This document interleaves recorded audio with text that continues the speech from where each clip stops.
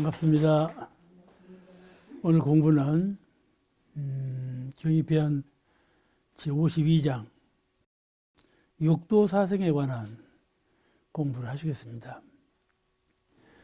사람이 선업을 닦으면 유격천에 태어나고 이게 이제 오늘 좋은 공부요. 이거 공부에 알아야요. 늘 알면서도 잊어버리는 공부 이거요. 근데 잊어버리다가 또 공부하고 또 공부해야 돼요.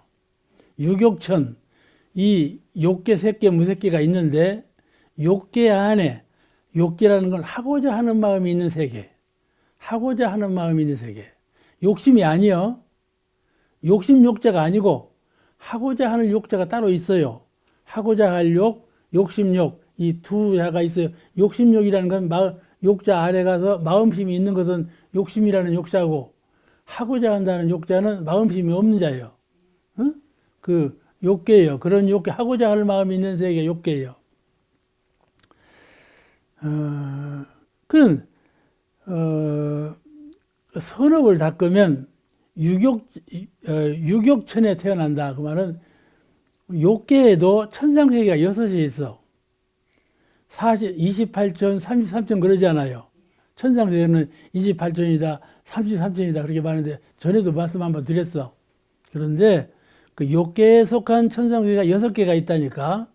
그 6개 안에 도설천, 도리천, 과거 서가모니 부처님 계시던 도설천, 제석천왕이 계시는 도리천 다 그 안에 들었어. 그러잖아요. 태어나고 그게 참 재미있지 않아요? 아주 참 그 과거 부처님께서 그 참 얼마나 밝게 보신 말씀이냐 말이요.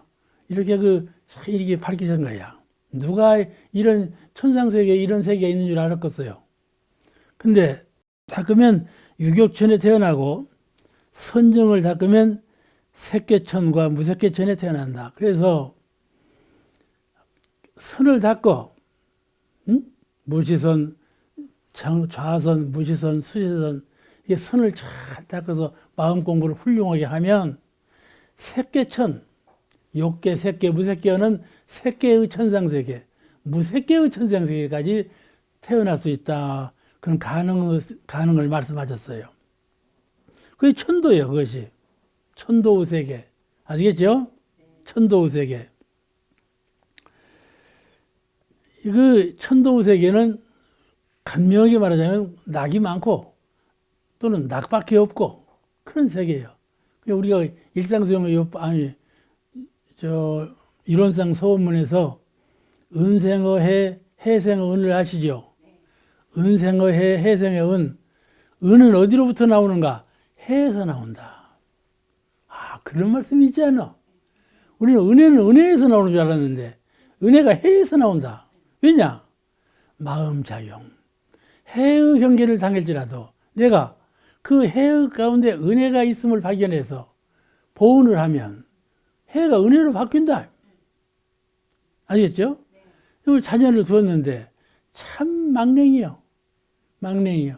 그렇지만은 그 망랭 짓을 하는 그 가운데에 은혜와 부처님 마음이 갈라져 있어. 그걸 발견할 줄 알아야 돼. 그래야 그 아기를 지도할 수 있는 능력이 있는 것이죠.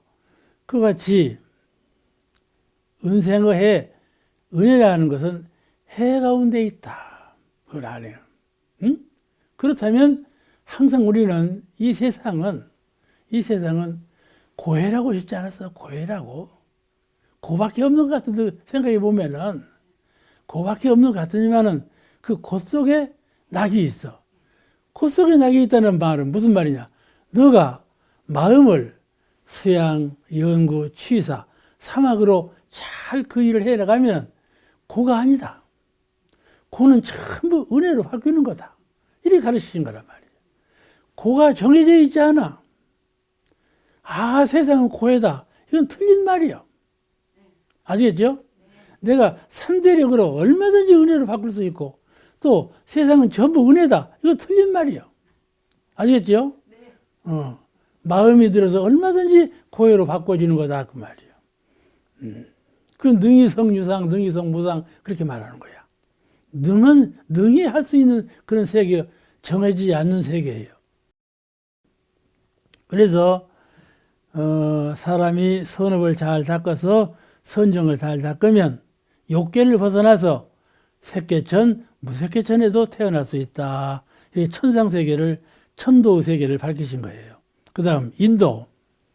아까 저 함사오님이 인도에 수행을 한다고 그랬어? 인도에 수행하기가 어려운 거요. 인도에 수행할 때 말이요. 병신으로 병신이란 말 함부로 하면 안 되지. 응? 함부로 하면 안 되지만은 참 건강한 몸으로 태어나고 온전한 몸으로 온전한 정신으로 태어나기가 어렵고 또 복해 참 복이 족족한 그런 가정에 그런 세상에 태어나기가 또 어려워. 또 태어날 때부터 지혜를 받고 태어난 사람이 있어. 그렇잖아요? 아무리 가르쳐도 멍청이는 태어나들 못해. 그 태어날 때부터 좀 지혜롭다니까. 그런 바탕에 태어나. 인도 환생에도 얼마나 어려운지 몰라. 그러니까 그래서 인도 환생이 왜 좋은가 하면은 법이 있어. 부처님의 법이 있어. 인도 환생을 안 하면 우리가 원물교에 오지 못하지 않아요. 그러지 않아요. 첫째 이유는 나 후생에 원불교로 또 올란다 그 말이요. 인도 환생이라는 말은 그렇잖아요. 그래요, 그러네요. 그러니까 인도 환생을 해야 교육을 받을 수가 있고 교화를 받을 수가 있지 않아요? 그래 이제 인도라는 것은 육체를 받고 살아.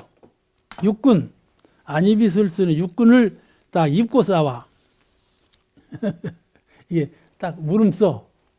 가면서 새끼 딱 물음 썼어. 그리고 태어났어. 이 인도 세계는 고와 낙이 반반이요. 고와 낙이 반반이요. 천상 세계는 낙이 많고 고가 작고 인도 세계는 고와 낙이 반반이고 그런 세계예요. 자, 그런 세계에 태어났다면 부처님의 법과 율이 분명하고 부처님께서 우리 대종사님께서 법을 정해줬어. 30계문의 율을 정해줬어. 그러죠? 30계문을 지켜라. 그 죄를 짓지 아니하고 복을 받나니라 가르쳤어. 또 이론상 사은사요 삼옥팔조 법을 내놓으셨어. 마음을 닦는 법, 진리를 깨닫는 법을 내놓으셨어. 진급하는 법. 이 부처님께서 말씀하신 법과 또 율, 계율이 있다 이 말이요. 그 법과 율이 분명한 인도 세상이에요. 인도에 안 가면 사람으로 태어나자면 이걸 못 받아. 이 공부를 할 수가 없어. 그렇잖아요? 인도 환생을 하지 않으면 스승을 만나고 법을 만나고 회상을 만나서 진급을 하는 세상이 되는 것이고 천상계는 자기가 수행할 수 있는 능력, 자기가 수행할 수 있는 능력을 갖췄을 때 천상계에서는 진급할 수가 있어요. 스승이 없어요. 천상세계는 스승이 없어. 아시겠죠? 그러니까 인도 환생을 원하는 것은 그 이유예요. 다시 부처님 계시고 부처님의 법이 있고 부처님의 율이 있는 이 법도 회상에 와서 진급하겠습니다. 그런 서원의 원력이 인도 환생을 하고자 하는 원력이에요. 그래서 이 문명의 세계에 오는 것이죠. 앞으로 오는 세상은 문명한 세상이 온다고 그랬지 않았어요? 그 세상을 보면요. 문명한 세계가커녕 지옥 세계가 되겠다. 이렇게 보는 사람들이 있다니까. 그러죠? 대답이 없어.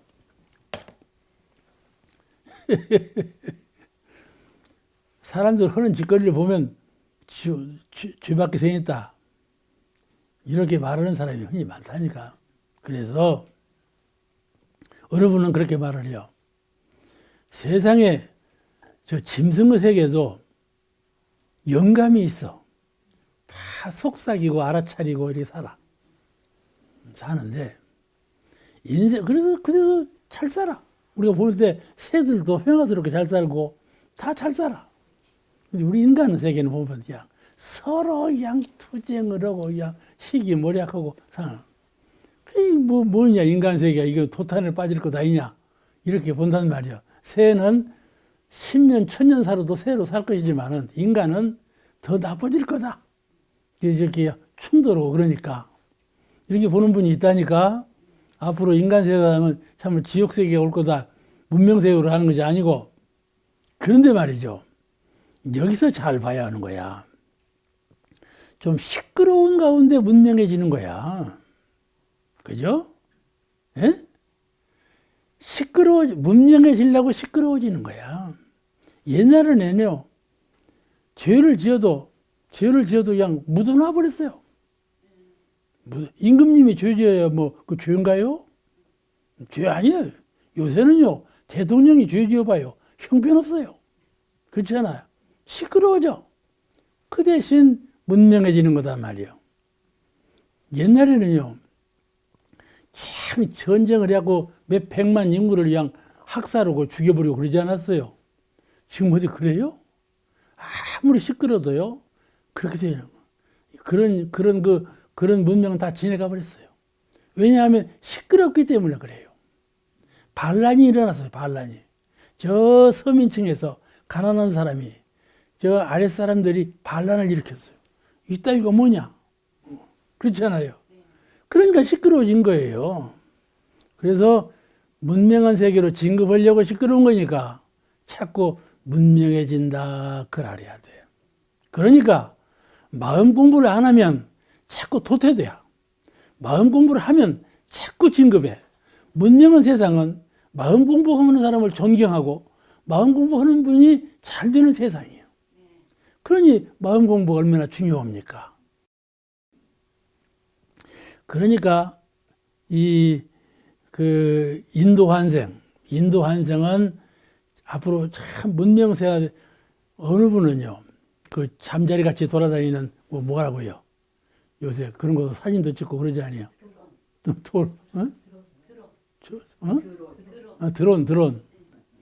드론 세계가 온다 하면 큰 혼자 먹었다. 그래서 다 법이 있을 거야. 요새는요, 유전인자를 반주로 나눠가지고 쌍둥이를 낳게 했잖아요. 그랬다고 쌍둥이 낳게 한 사람은요, 감옥 가게 생겼어요. 네가 어째서 유전인자를 건드리지 말아야겠는데 건드려가지고 반으로 쪼개놨냐? 이렇게 해가지고 말이죠. 다 사람들은 문명에 해로운 것은 못하게 해요. 문명에 이로운 것만 하도록 하지. 사람은 지혜가 그런 거예요. 그러니까 최령하다고 그러죠. 그래서 최령한 방향으로 가기 때문에 문명해지는 것은 확실한 거거든요. 그러니까 인도 환생은 그래서 훌륭한 거다. 인도 환생. 공부해서 진급하고자 원합니다. 그 인도 부처님 법이 이와 같이 확연한 이 회상에 와서 공부하기를 원합니다. 이것이 인도 환생의 원력이에요. 그 다음 수라는 사람이 죽어서 귀신이 된 거예요. 수라세계. 수라세계는 무슨 세계인 거냐요? 서로 싸움질 잘하는. 옛날에는 군인들이 막 서로 싸웠잖아요. 가정에서도 막 서로 싸워요. 부부간에서 싸우고, 부자간에서 싸우고. 서로 싸우는 영혼들이 싸우면 어째요? 나 세상 살기 싫어. 그냥 독약 먹고 죽어버려요. 그죠? 다 죽는 건 아니지만은, 염세증이 일어나. 나 싫다. 난 너가 싫다. 세상이 싫다. 가정이 싫다. 이 생각이 난다니까요. 우리 마음 가운데 그런 마음 날 때가 있나요, 없나요? 있단 말이에요. 수라심이 날 때가 있어. 염세증이 날 때가 있어. 세상에 이렇단 말이냐. 염세증이냐. 그게 수라예요. 그런 마음이 딱 정해지면요, 수라고 받아요. 그런 마음은 빨리 풀어버려야 돼요. 그 잘못된 마음이니까. 그런 마음을 일원상 서원문 자꾸 외우고 풀어버리고, 사막 공부로 잘 풀어버려야 된다. 아시겠죠? 그게 마음 공부예요. 수라는 것은 이 육체를 갖지 않고 영혼만의 세계인데, 인간에 대한 염세주의, 시기와 질투와 교만 등으로 서로 싸우고 대질리는 서로 대질리는 그런 중생들을 영원히 머무는 세계를 수라한다. 그렇게 돼 있어요. 이 불교적 해석이요. 참 아주 얼마나 명확한 해석입니까? 우리 마음에 그런 마음을 갖고 있으면 안 된다. 육체를 갖지 않고 인도 환생을 안 해. 못 해. 그런 사람은요, 인도 환생을 못 해요. 인도 환생을 기회가 안 돌아와요. 그리고 싫고. 그러니까 사람이 살다가 죽어버리면 그만이지. 그 죄짓는 마음이에요. 죽어버리면 그만이지. 이거 수라보 받을 정세야. 수라보 받을 정세야. 이걸 그래서 마음 공부를 하는 거예요. 이런 극한 상황에 마음을 착 돌릴 수 있는 힘. 그게 삼대력이에요. 그 수양력, 연구력, 취사력이 거기서 작용하는 거거든. 세상 사람들은 이거를 귀신이라고 그래요. 악귀가 쓰였다. 귀신이 쓰였다. 귀신 쓰였다 그러죠. 세상 이걸 귀신이라고 그래요. 말하고 불가에서는 아수라장을 이루었네. 아수라라고 말을 해요. 정산용사께서 경타원 김대우님 간청으로 화해에 오셨어. 그죠? 화해에 오셨어. 화해에 오셨는데, 그때 이제 대우님 그 집에는 정산용사님을 모실 만한 방이 없어. 근데 부부간에 쓰는 방을 이 반으로 나눴어. 반으로 나누고, 이 방에서는 정사님 사시게 하고, 부부간에 여기 살고 이렇게 살았다니까. 이게 방도 없는데 초청할 만큼 신심이 강했고, 또 방도 없는데 가실 만큼 참 불연 관계로구나 하고 가신 거야. 예? 가신 거야. 그렇게 해서 이제 화해 해우에 의해서 이제 만나셨는데, 그때 이제 그 외손자가 아사님이요. 아산 문산이 외손자요. 김대우님 외손자가 아산 문산이요. 형제가 아니요. 근데 이제 아사님이 오래 사셨거든. 원로원에. 이 얘기를 들어보니까 당신이 직접 봤다는 거야. 직접 봤다고 하면서 이 얘기를 하죠. 하루는 묵을 쓰라고 그러시더래. 묵을 쓰라고. 그 묵을 쓰니까 이제 묵을 저 언덕밭에다 갖다 놔라.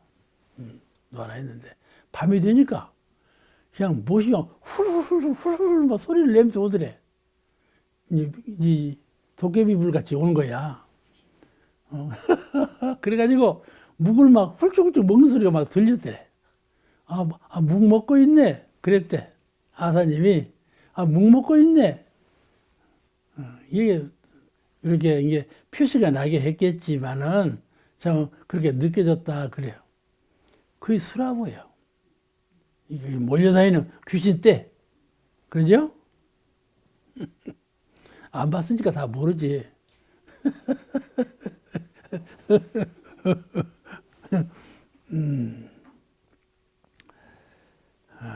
그리고도, 그저, 이제 정산중생님께서 그 집 와 계시니까 동네 사람이요. 무슨 웬 남자가 그 집에 와서 저렇게 우고우고 있다고 막 소문을 냈어. 안 좋은 일이라. 웬 바깥 남자가 그 대운 집에 와서 있단다. 소문을 안 좋게 내니까 이제 말씀을 드린 거야. 그 사람이 그렇게 말한다고 그런 게. 그래. 그러더니 말이에요. 그 말씀 들은 날 그날 밤 지내고 나니까 그 말은 그 사람 집이 지붕이 홀렁 내려가 버렸어. 그래갖고 이 석가래만 남고 지붕이 다 날아가 버렸다니까. 그래갖고 와서 사죄하고 그랬대. 사죄하고 잘못했다고 사죄했대.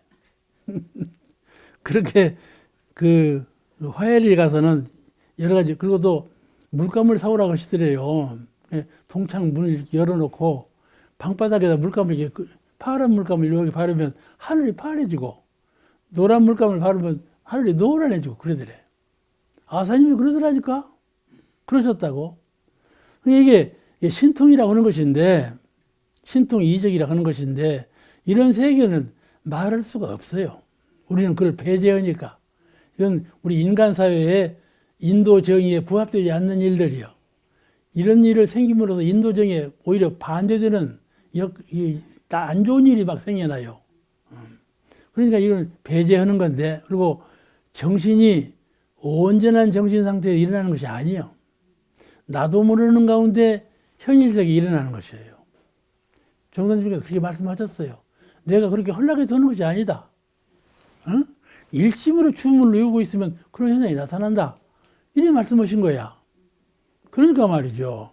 이 신통 이적이라는 것은 존경할 것이 못 돼요. 오히려 그 사막 수행을 하고 인도 정의를 실행하는 데에는 방해로운 것이에요. 그 방해로운 것을 하면 되나요? 이렇게 이제 그러실 때 이런 그 수라보들, 수라에 있는 귀신들의 세계가 있구나. 그걸 알 수가 있다. 그 말이요. 우리 어릴 때는요, 도깨비불이라고 해서 있었어요. 저, 대정사님 그 성탑 아래 앞에 송대가 있었거든요. 그 송대 옆에 뭐 번쩍번쩍 불이 보이는 거야. 번쩍번쩍 불이 보여. 그 깜깜한 송대에. 그래서 옆에 저희 집 옆에 이제 송수훈 교부님하고 같이 살았거든요. 지금 저 송천은 원대 총장 지내신 송천은 그 형님하고 같이 이웃이었어요, 우리가. 근데 그 동생이 수훈인데 나하고 동기니까 잘 아는데 저거 봐라 하고 얘기한 일이 있었고 그랬는데 그와 같이 옛날에는요 도깨비 얘기가 많이 있었어요. 근데 요새는 이제 누가 도깨비 얘기하는 사람 하나도 없잖아요. 다 이제 음계에 있는 것들은 사라져버렸어. 요새는 양시대가 돼서 옛날에 음시대에 힘을 냈던 것들은 다 사라져버렸어요. 이 수라보라는 것이 있다 그예요. 이제 마음을 쓸 때 잘 써야지 함부로 마음 쓰는 것이 아니에요. 경계에 따라서 그냥 함부로 마음 내는 것이 아니에요.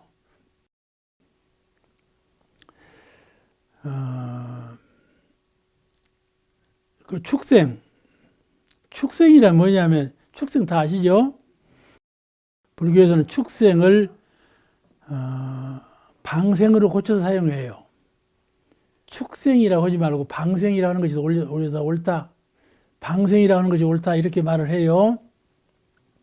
그 이유는 뭐냐면은 축생의 의미를 확대해서 사용하는 것이에요. 우리 축생이라고 하면은 가축이죠. 소, 말, 돼지 이런 거 축생이라고 그러잖아요. 근데 그 소, 말, 돼지 그런 가축 외에 짐승의 세계가 얼마나 많아요. 근데 그걸 축생이라고 해놓으면 축자는 가축이라는 축자거든요. 이것을 방생이다. 방생. 모든 짐승의 세계다. 이렇게 다른 말로 풀이하고 있어요. 이 방생이란 뭔 말인 거니? 방생을 사전에 찾아보면 이런 말이에요. 이 몸을 누워서 이렇게 가. 네 발로 기어다니 이렇게. 몸을 사람처럼 서서 안 가고 다 몸을 눕혀가지고 네 발로 기어다녀. 그걸 다 방생이라고 그래요. 돼지도 말도 다 몸을 눕혀갖고 네 발로 기어다니잖아. 그 방생. 그걸 이제 사람이 키우는 건 축생이라고 하고 축생보다 더 넓은 의미로 방생이라고 한다. 그 말이에요. 이 축생이라는 말은 방생이라고 해야 맞아요. 그래서 이 축생부터 악귀 지옥까지 축생 그 아래로 축생 아래로 축생 악귀 지옥 그러죠. 이것을 사막도라고 그래요. 또 이제 수라 인간 인도 천도를 삼선도 사막도 이렇게 구별해요. 그거를 축생부터 그 이하 수라부터 그 이상 이렇게 구분한다 그 말이에요. 사막도라고 하는 게 목포 옆에 사막도가 있잖아요. 어떤 분은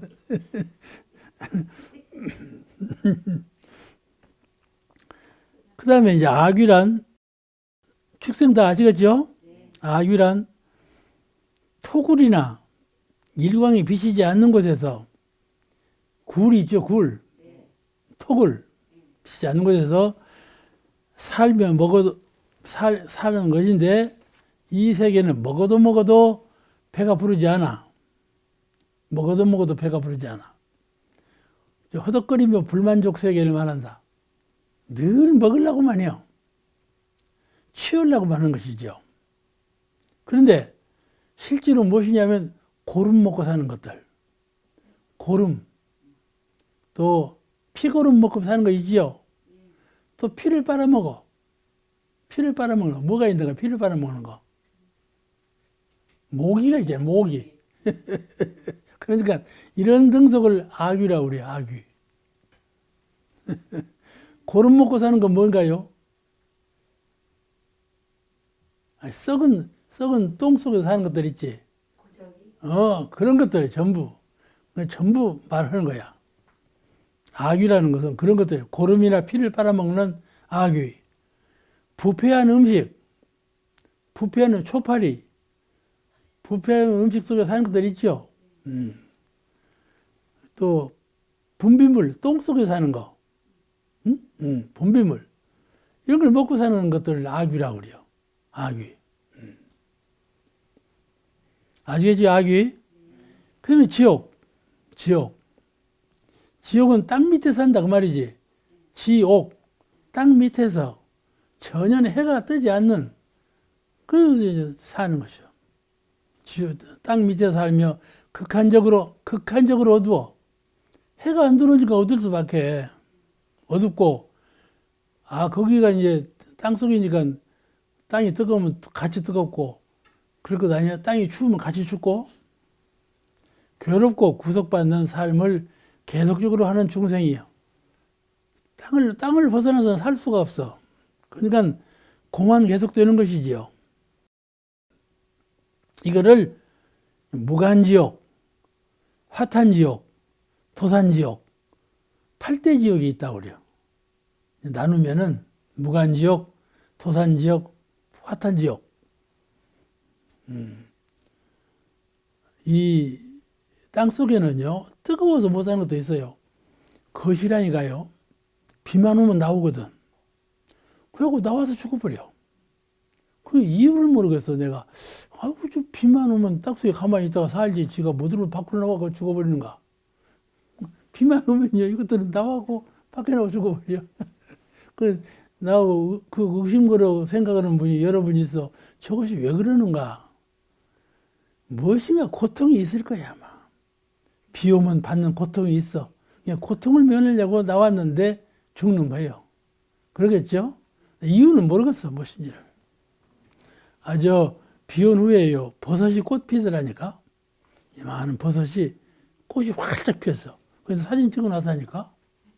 이제 내 인산, 거시가 책을 내는데, 인산 문집이라고 책을 내거든? 거기다 그 사진도 소개해 놨어.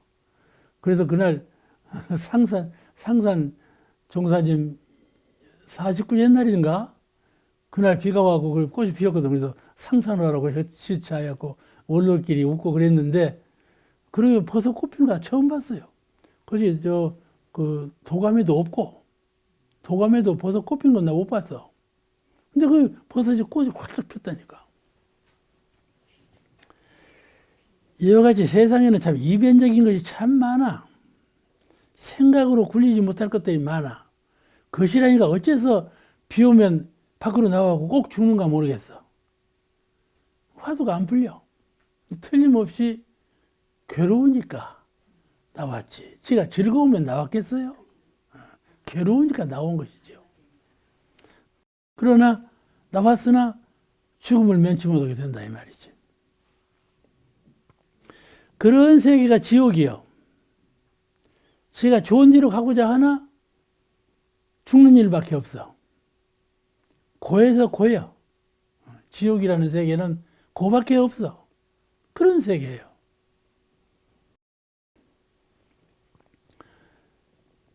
또 육도 사생. 사생이란 뭐냐? 불교에서 사생은 무엇을 불교에서 사생이라 하느냐?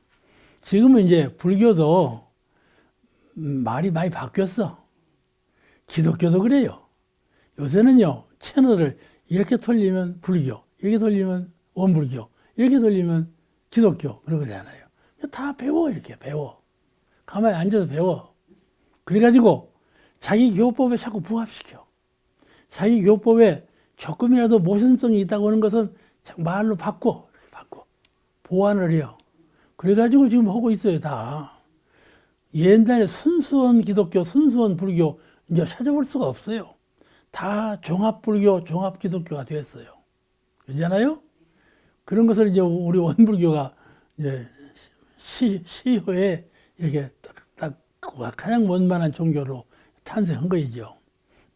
그런데 사생이라는 뜻도 지금은 의미를 퍽 많이 보완해서 달리 해석을 하고 있어요. 그런데 근본적인 뜻은 테란스파 사생이죠. 태로 낳는 거, 가을로 낳는 거, 습으로 낳는 거, 화에서 낳는 거. 테란스파, 이 사생을, 중생의 세계 사생을 말을 해요. 그런데 그러면 무엇이냐? 사생이라는 건 뭐냐? 한번 의미를 새겨 보십시다. 먼저 태생. 태생은 부모의 의지에, 아버지, 어머니, 부모의 의지에서 태로 출생하는 그런 것들을 말을 해요. 부모의 의지에서 태로 출생하는 것을. 사람이나 짐승이 다 그러죠? 다 그래요.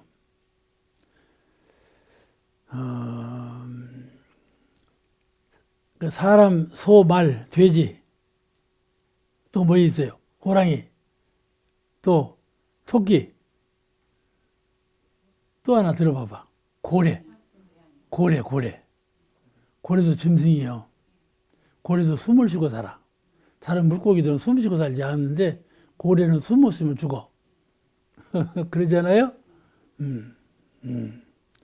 이렇게 이것을 태생이라고 그래요. 아니, 태생이라고 그래요.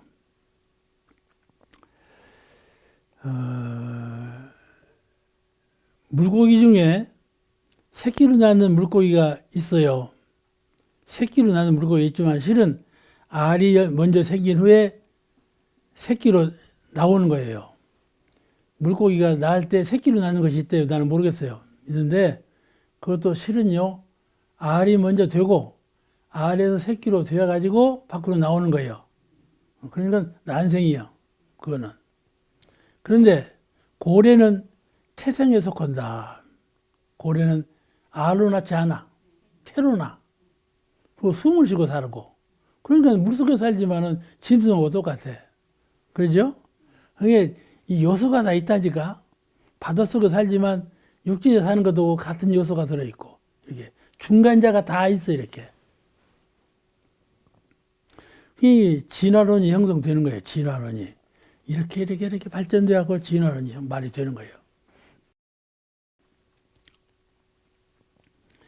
그 다음에 난생이란 뭐냐 하면은, 그냥 태생은 잘 아세요. 부모가 있어가지고, 부모의 의지에서 태로 나는 세계, 그걸 태생이라 한다. 그 다음 난생. 난생이란 껍질로 된 난을 말해요. 달걀 이런 건 껍질이 있죠. 근데 올챙이는요, 알로 낳죠. 근데 껍질이 있나요, 없나요? 없죠. 올챙이는 알로 낳지만 껍질이 없어요. 그 올챙이는 난생이라고 안 해요. 알로 낳지만 난생이라고 안 해요. 껍질이 있어서 졸탁지기요. 위에서 어미가 부리로 꽉 찍고 안에서 새끼가 부리로 꽉 찍어서 이 껍질을 벗겨. 그래가지고 탄생하는 것들이요. 그런 취탁지교라고 하고 졸탁지교라고 그러죠. 서로 부리로 쪼아서 껍질을 벗겨. 그래가지고 태어나는 것들. 껍질이 있는 난, 그걸로 태어나는 것을 난생이라 한다. 닭, 오리, 비둘기, 기러기, 참새 이런 것들이에요. 모기, 파리 등은 알로 나요. 파리도 알 나요. 파리 알. 낳는데 그거는 껍질이 없어요. 그러니까 난생이라고 하지 않는다 그 말이에요. 그 습생에 속하는 거예요. 그 다음에 습생이라는 것은 물과 습기가 많고, 제가 이번에 배산에 올라가고 저는 산에 갈 때마다 돌을 좀 주워와요. 산에 가면 왜 그러는 거니? 제 방에 들어오면 이게 책을 많이 보니까 책이 있어요. 그런데 어떤 사람이 보고 인사님 방은 도서관 같네 그러더라니까. 그 말을 듣고 내가 서운했어. 저런 나를 도서관으로 알다니. 싶어서 이제 그 책 앞에다가 돌을 5개를 갖다 놨어. 돌을. 근데 배산돌, 미륵산돌, 용화산돌, 함라산돌 다 있어. 그 기왕이면 좀 묵직한 큰 돌을 갖다 놨거든. 왜 그런 거니? 수양이 연구를 눌러라. 그런 뜻이고, 또 하나는 내 방은 토굴이다. 그런 인상을 주기 위해서 만들어 놨는데, 들어와서 보고, 그 멋지다고는 해도 토굴이라는 인상을 하는 분이 없어. 이해를 못 해요. 그러죠? 그런데 내가 왜 말을 하는 거니? 배산에 가니까 이끼 낀 돌이 참 아름다워. 그냥 넓어졌어. 사방에 그런 돌이요. 근데 그 돌 가운데도 미묘하게 선 돌을 독도같이 생긴 돌이 있어. 둘이. 큰 독도, 작은 독도같이 생긴 돌이 있어서 딱 주워다가 물에다 잠겨놔서 이렇게 이 이끼가 잘 살으라고. 이제 제 방에 오시면 봐봐. 저 명물이요. 이걸 만들어 놨는데 이런 것들이 다 습생이었어요. 그 습에 의해서 하는 것들이 식물인데. 그런데 동물도 습생이 있어. 생명 가운데, 중생 가운데도 습생이 있어. 습생은 어떻게 사는 거니?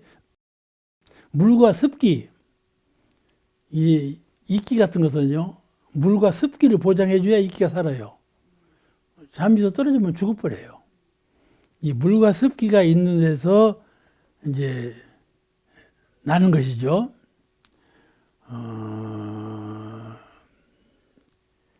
태생동물의 오물, 그런 데서 낳는 것도 있어요. 습기로.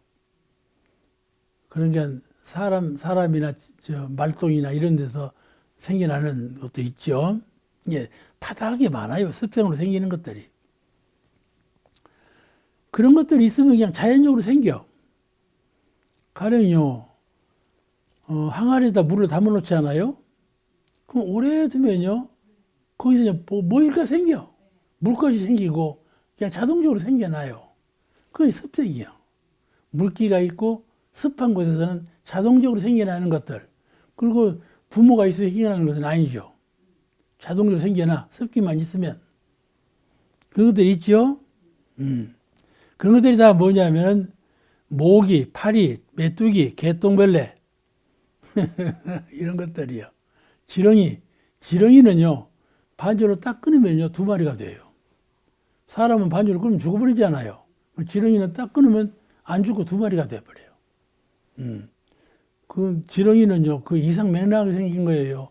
작아 보이긴 하지만은 사실은 2몸을 갖고 살아요. 본래부터 지렁이가 암수를 같이 갖고 살아요. 한 몸에 암수가 같이 있어요. 그렇게 살아요. 딱 끊으면 2마리가 된다니까. 그런 묘한 것이 습생이에요. 곤충류지요. 곤충류 모든 것을. 이 습생의 습생 수가 가장 많은 중생계지요. 저런 것도 중생인가? 육도 진간급이 있다면 저런 것이 사람이 될 수가 있을까? 이렇게 의혹스럽게 보이죠. 의혹스럽게 보여. 그런데요, 사람이 미해지려면, 어두워지려면, 작아지려면 한없이 작아지는 거예요. 그죠? 사람이 축생되기가 쉽까요? 어려울까요? 어렵지 않아요. 사람이 축생되는 것이 어렵지 않아요. 그 습생이 가장 많은 중생의 세계예요. 이게 변화할 수 있다니까. 가능해. 차차 이렇게 내려가는 거예요. 올라가는 것도 쑥 올라가들면 못해요. 그냥 막 기도만 해요. 나 천상세계 태어나게 해달라고. 그 태어나냐고. 그거는 기력이나 비둘기밖에 안 돼. 아시겠죠? 뭐 공부심 없이 천상세계 태어나게 해달라고. 그럼 기력이나 비둘기 된다니까 틀림없이. 이렇게 되면 안 되는. 꼭 마음 공부를 해서 공부 실력으로 가야지. 그렇게 원한다고 되는 것이 아니라 그 말이요. 내가 지금 빈말하는 것이 아니에요. 이런 사람이 참 많아요. 참 많아요. 공부심 없이 그냥 기도만 해. 그럼 된다고 해요 또. 그럼 되는가요? 되지 않아요. 공부는 그렇게 쉽게 되는 것이 아니에요. 쉽게 되는 건 아니지만은 점진적으로 그렇게 되어가는, 한없이 되어가는 진리가 있다 그 말이에요. 육도를 보면 천상세계 천인이 곤충도 될 수 있다. 이 논리가 육도사생의 사상이에요. 알죠? 가변성이요. 정해져 있지 않아. 왜냐하면 이 세상에 사람이라는 거 없었어요, 본래. 사람은 본래 없었다니까요. 없었는데 사람이 생겨났죠. 내가 그 설명 안 했나? 넘겨버렸나? 준비를 해놨는데 넘겨버려. 근데 이렇게 변하는 건데, 그 가운데 화생은 될 화자예요. 변화된다 말이에요. 이것으로 태어났는데 저것이 돼야. 태어날 때부터 어떻게 되는 것이 아니라, 가령 번데기로 태어났는데 나중에 그저 나비가 돼야. 번데기로 태어났지만 나중에 매미가 돼야. 번데기로 태어나고 알을 실으면요, 거의 번데기가 돼요. 그것이 번데기가 땅속에서 6년간을 지낸다니까. 땅속에서 안 태어나고 6년간을 가만히 있어. 그래서 이제 태어난 것이 매미요. 매미. 아시겠죠? 이와 같이 화생이라는 것은 이것이 저것으로 변해. 아시겠죠? 처음 태어날 때부터 그것이 아니고, 태어날 때는 이것이었는데 태어난 후에 저것으로 변하는 거, 이렇게 변화되었다 그 말이에요. 그 화생이라고 그래요. 그러니까 부모와 암수에 의지 않고, 부모에 의지도 않고, 암과 수에 의지도 않고 스스로 변화하여 출생하는 것을 말한다. 그러니까 습생인 군뱅이가 나비 되어서 또 매미가 되어가지고 울고, 또 천도의 동자가, 천도의 천인으로 있는 동자가, 아니 천인이 동자로 화연에 나타나. 그죠? 동자로 화연에 나타나. 가령 이 얘기가 있잖아요. 세조, 오대산 상원사에 가면 그 얘기 다 써붙여놨거든. 세조가 사육신을 위한 껍질을 벗겨 죽였잖아. 생육신. 아주 혹되게 아주 혹된 단종을 또 나중에 죽이고, 아주 큰 죄를 막 지었죠. 그 임금자리가 탐 나갔고. 그래가지고 병 얻은 것이 그 단종, 황후가 세종의, 단종 어머니 문종 황후가 세조를 향해서 침을 뱉었어. 꿈에. 침을 탁 뱉어서 더럽다고. 왕자리가 그렇게 탐이 나서 그런 짓을 하느냐 하면서 에이 더럽다고 해서 침을 뱉으니까 그때부터 창병이 걸린 거야. 그게 세조가 알아. 그런 죄로 창병이 생겼다는 걸 알아. 아무리 병약을 써도 안 나서 오대산으로 들어간 거야. 들어가서 기도를 한 거야. 기도할 때 자기 왕복을 안 입었어. 승복을 입었어. 승복을 입고 기도를 했어. 근데 이제 기도가 이제 진실로 기도를 했던가 봐. 이제 동자가 태어났어. 동자가 하루는 뒤따라와. 뒤따라오더니 당신이 그 객전에서 목욕을 하니까 동자가 와서 등미를 해준 거야. 등미를 해준 게, 그 창병이 나서버린 거야. 그래가지고 거기다 그렇게 써놨다니까. 세조가 여기에서 동자 은혜를 입고 창병을 나섰다. 그게 영험스럽다. 그 말이지. 영험스러운 것이 여기다. 그렇지. 화연됐지 않아? 그래, 문수화연. 그런 말을 하죠. 문수화연. 문수로 화연되어 오셨다. 그러죠? 그 자리에 있지 아니하고 다른 모습으로 나타났다. 그걸 되어라자 화신이라 한다. 그 말이에요. 그냥 곤충의 세계에도 화생이 있고, 성현의 세계에도 화생이 있다. 이 말이에요. 무엇인가 본래대로 있지 아니하고 부모의 무슨 뭘로 태어나진 거 아니고 스스로 변화되어 가지고 다른 모습으로 태어나는 거, 이것을 화생이라 한다. 그 말이에요. 이해가 되시죠? 그러면 이것이 지금 불교에서 말하는 육도사생에 대한 뜻이에요. 불교에서는 이렇게 육도사생을 이렇게 설명을 해요. 그런데 오늘 정산용사님께서 심상육도로 설명하신 거야. 심상육도로. 그러니까 현실 육도를 무시한 것이 아니고 현실 육도는 이런 것인데 본래 현실 육도가 생긴 것은 심상육도에 의해 생겨났다 그 말이에요.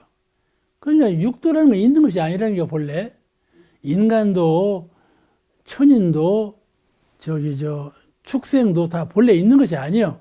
어디서 생겨나냐? 심신작용에 의해서 태어난 거예요. 마음 쓰는 데 의해서 다 이렇게 변화되고 진급이 되고 강급이 되고 생겨난 것이 육도사생이다 그 말이에요. 그러니까 무엇을 다스려야 되겠어요? 마음을 다스려야 그래. 마음을 다스려야 된다. 이제 다 여러분이 박사가 돼버렸어 이제. 마음을 다스려야 돼. 그 말씀이 오늘 이 52장에 하시는 말씀은 그러면 이제 본문에서 공부하십니다. 아까 처음에 본문을 안 읽었는데 본문에 시간이 없으니까 네, 읽으면서 할게요. 본문에 육도사생으로 건설되는 이 세계는 육도사생으로 건설되는 이 세계는 우리 마음의 차별심으로부터 생겨나서 나열된 세계니라. 아시겠죠? 우리 마음의 차별심, 선악 차별심, 이 차별심에 의해서 나열된 세계다. 이 불교 화엄경을 읽어보면은 이런 말이 나와요. 화엄경 사부계라고 그러는데 은관법계성하여 마땅히 법계의 성품을 관조하여 은관법계성 마땅히 떳떳이 법계의 성품을 관조해서 정신눈으로 비추어 봐서 일체 유심조를 깨칠지니라. 모두가 그 심신작용하는 바에 의해서 된 것을 알지니라. 일체 유심조 실제 여기서 나왔어. 일체 유심조. 화엄경에 나오는 말씀이야. 그러니까 마땅히 법계의 성품을 관조해서 일체가 유심조임을 깨칠지니라 그런 뜻인데 이 법계성, 은관 법계성은 우주 통일된 큰 성품을 말해요. 법계성이라는 말은 법계의 성품이라는 말은 이 우주가 하늘과 땅으로 조판되어 있잖아요. 그런데 통일된 기운의 세계, 통일된 영혼의 세계, 그 영기의 세계가 있어. 아시겠죠? 우리는 지금 물질을 볼 때 물질을요 자꾸 분석해 들어가면 물질이 아니에요. 지금 과학에서 증명하기를 물질은 수소, 산소, 뭐 이렇게 원소로 구별하다가 자꾸 그걸 자꾸 분해해 버려. 분석에 더 들어가면은 기운이야, 에너지. 이것이 되고 이것이 될 수 있는 가능성의 세계. 서로 이것과 저것이 서로 상응해서 응해서 다른 것이 될 수 있는 가능의 세계, 그 세계에 멈춘 것이 물질이에요. 그러니까 우리 동양철학으로 말하자면 기예요, 기. 기의 세계예요. 기가 변화돼서 물질이 된 거예요. 이거 우리 동양적인 세상의 해석이요. 이제 지금 물질이 과학이 여기에 자꾸 접근해 와요. 자꾸 분석해 보니까 작은 자리로 들어와 보니까 허허거든. 텅 비어버렸어. 이게 뭘로 규명할 수가 없어. 형상이 있는 물질로 규명할 수가 없어. 색이나 모양이나 성질이나 이런 걸 규명할 수가 없어. 물질을. 그런 것까지 지금 들춰내고 있잖아요. 이 법계성이에요, 그것이. 법계성. 법계의 성품자리예요, 그것이. 모든 물건이 하나로 탁 통일되어 버린 거예요. 마음도 이 마음, 저 마음이 많이 있지만 이 생각들을 하나로 통일시켜 버려요. 일심이죠. 마음의 일심자리. 이 법계의 천지만유 법계의 하나로 통일된 자리. 법계성이라고 그래요. 이거 오늘 불교 공부인데 성은 우주 통일된 큰 성품을 말하며 그 자리는 만물로 나누어지지 않았다. 나물로 나누어지지 않았어. 오직 법계성에서 분할한 마음이 오직 그 법계성, 법계의 성품에서 분할된 마음, 그 마음 작용에 의해서 그러니까 물질의 세계도 추구하고 들어가면 기운의 세계고, 이 정신적인 세계도 추구하면 영혼의 세계인데, 영과 기가 또 추구에 들어가면 합일이야. 영기 합일. 영과 기가 합일이에요. 합일해서 둘이 아닌 자리예요. 영이라고도 말하면 못하고 기라고도 말하면 못하고, 영기 합일하여 무의자연이라. 영기가 합일해서 둘이 아니니라. 그 자리는 그러므로 언어도당이라고 하는, 언어로 표현할 수가 없다. 그 이론상이라. 그런 성품의 세계를 관조해 가지고, 성품의 세계는 이렇게 하나인데 거기에서 분별심이 나와 가지고 육도 사성이 생겼구나, 이걸 아는 것이죠. 그렇죠? 오늘 말씀 여기서 마칩니다. 감사합니다.